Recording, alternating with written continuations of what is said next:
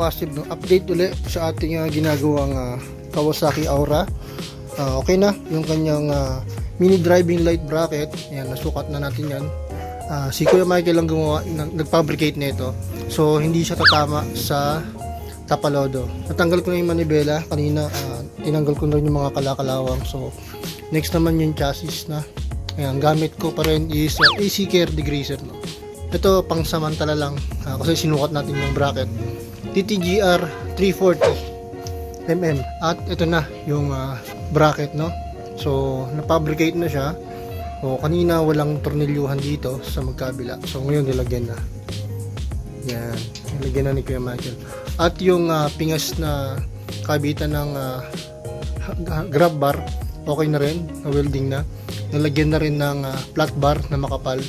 So pwede na maglagay ng top box. Yan. So sabi ko na kay client yan, okay na. Lilinisin na lang yung buong chassis. At yun, habang nililinisan, syempre inisip ko pa rin yung kanyang mga mugs, kung ano ba yung swak dyan, no?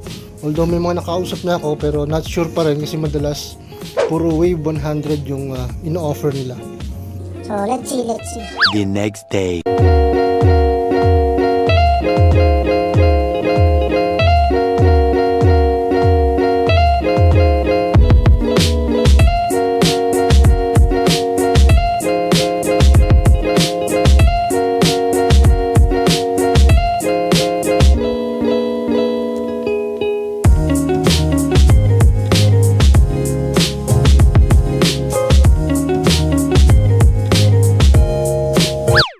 So yun mga ka-positive, no? Ito na yung mugs ng ZX130. So ito yung saktong-saktong mugs para dito sa Aura Nexus 125, no? So plug and play lang siya. Shout out kay Sir Kenneth, ayan, sa kanya galing tong mugs na to. Legit, walang tama yung labi, walang bengkong. Syempre, yung ano lang, yung bearing palitan na. So medyo nagkaroon tayo ng problema regarding sa isang kanyang bolt. Medyo kapit na kapit yung bolt, so papa-retread natin siya. At yung itong bearing sobrang kapit din due to kalawang. And then okay na, nasa bag na yung mga papapowder coat natin sa powder coat lasma, mugs, tsaka yung mga swing arm. Then ito, tatanggalin ko lang tong mga baso kasi kasama to sa powder coat, no, para at least isang salangan lang. At then after nun, lilinisin ko na to, yung buong chassis niya, kasama yung pina-customize na bracket pang top box, handle, tsaka yung foot peg niya. Gas tank, ako na maglilinis niyan. Then yun, yung makina, yan, sunod-sunod na yan.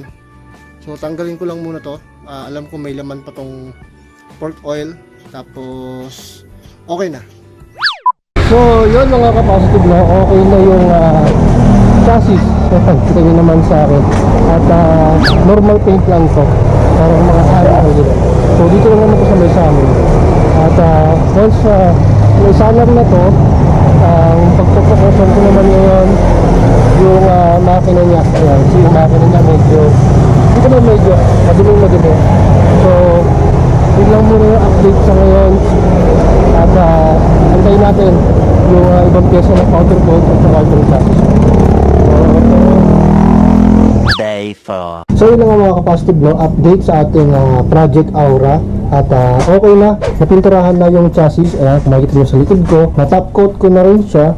At sakto naman yung init, kailangan lang siyang tuyuin. Dahil sabi nga ni Tito is marine paint yung ginamit sa kanya, no? So mas matagal na siyang kalawangan kumpara din sa dating na pintura. Habang pinapatuyo ko yan, syempre para hindi masayang yung oras, nahugasan ko na to yung makina. Ito yung medyo madugo na nakikita ko, no, bukod sa wiring, kasi yung kanyang mga bolt is yung old school pa, yung screw type. So hugasan ko muna to at let's go.